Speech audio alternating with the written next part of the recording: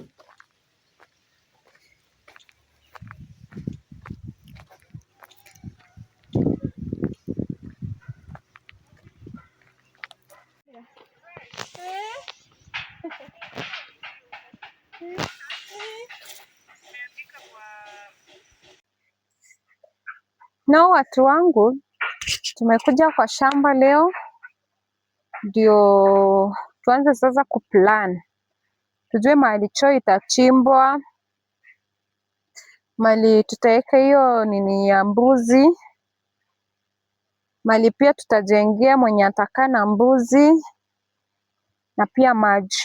So maji tushapata, but we need tank. Tunahitaji tank kubwa ya storage, tunahitaji choo, tunahitaji pia hizo timba.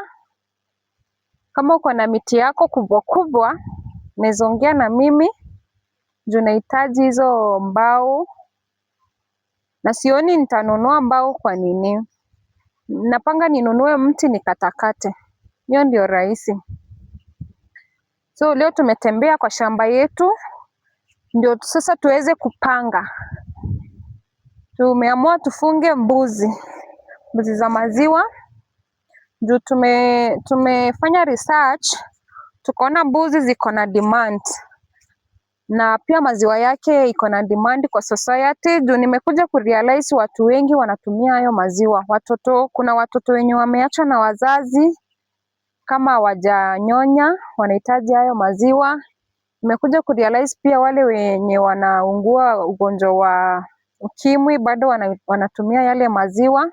So in one way or the other, at least nitakuwa nasaidia society na nitakuwa nabariki society in one way. So mimi kivyangu nimeamua tufunge mbuzi. Yes, so leo tumekuja kuona mahali tutajenga choo, nyumba ya mwenye atakaa na mbuzi zetu, na mahali mbuzi sasa zitakaa. Pia tunahitaji storage ya hiyo nini, hizo feedings za mbuzi. Yes, that is our plan for today.